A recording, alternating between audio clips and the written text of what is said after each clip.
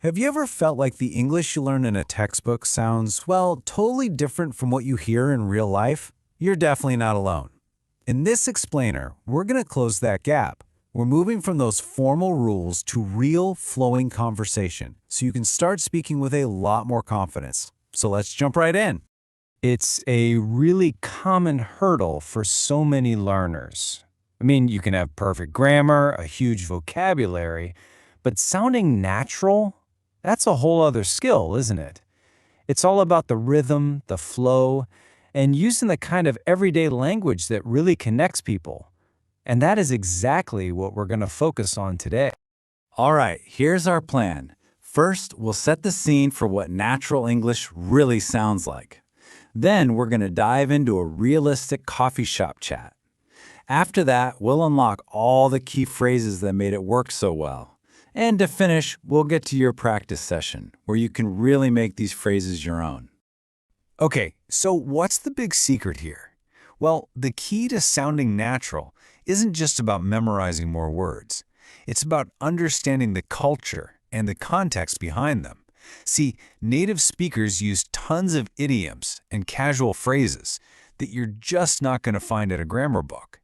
So let's listen in on a conversation and hear what that actually sounds like. So, picture this, a busy downtown cafe. You can smell the coffee in the air. Two friends, Alex and Sam, just happen to run into each other. As we listen to their chat, I want you to pay close attention not just to what they're saying, but how they're saying it. This is where the magic really happens. So right away, listen to how Alex kicks things off. He says, "I haven't seen you in ages." This is such a warm, natural way to say I haven't seen you for a long time.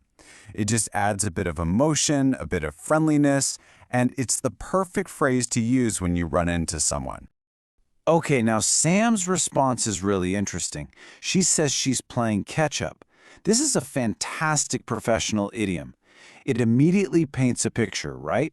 You know she's behind on her work and she's trying to get it all done. You will hear this one a lot in any office or workplace.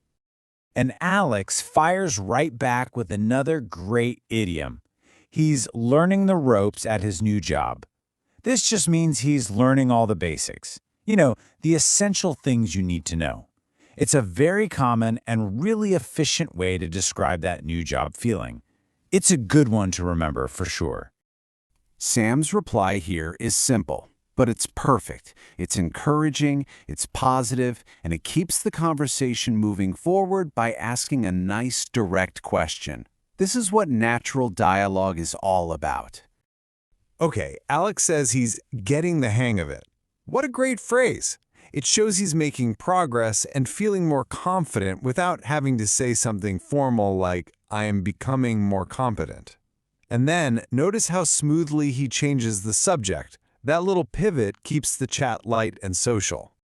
Sam's invitation here is so casual and friendly. She asks, "Do you want to tag along?" This is a brilliant, low-pressure way to invite someone to join you. It feels so much more relaxed than a formal invitation, and it's super common to hear among friends. Alex politely turns down the offer, and listen to the wonderful idiom he uses. He needs to recharge his batteries.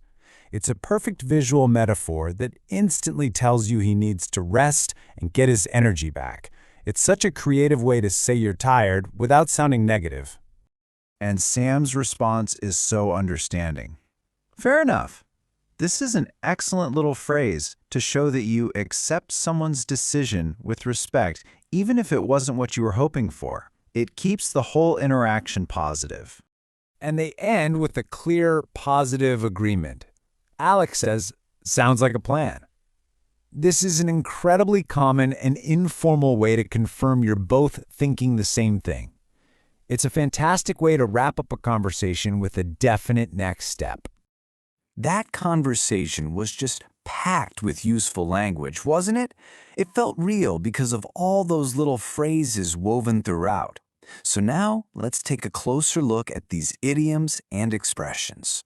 Really understanding them is the key to making your own English sound just as natural. All right, let's start with in ages. Remember how Alex said that? This phrase is just a more dramatic and friendly way to say for a very long time. You use it to add a little emphasis and warmth when you haven't seen someone for a while. You could try it, I haven't talked to him in ages. Next up, we have playing catch up. Like we said, this one is super common in a professional setting. It tells someone you're busy because you're behind schedule. It's a really concise way to explain your situation without having to go into a ton of detail. And here's another great one for work. Learn the ropes. This is all about learning the fundamentals of something new, usually a job. So instead of saying, I am learning the basic procedures of my new role, you can just say, I'm still learning the ropes. It's efficient, and everyone will know what you mean. Oh, I love this next one. Getting the hang of it. This is the perfect phrase to describe that feeling when a new skill finally starts to click. You know, you're not an expert yet, but you're making progress and you're feeling more confident. It shows you're on the right track. Now for a really friendly and casual one. Tag along. This is just a relaxed way to invite someone to join an activity you are already planning on doing. It's informal, there's zero pressure, and it's perfect for casual plans with friends, just like Sam's hiking suggestion. And finally, we have recharge my batteries. This brilliant metaphor clearly communicates that you need some rest and recovery. It's much more descriptive than just saying, I need to rest. It suggests you'll be back with new energy, which makes it a really positive way to talk about taking a break. So you know what these key phrases mean now, but knowing is only half the battle, right?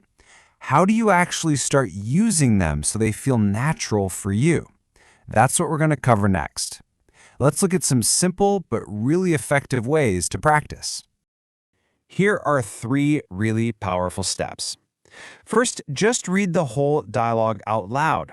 This helps you get a feel for the rhythm and flow of the sentences.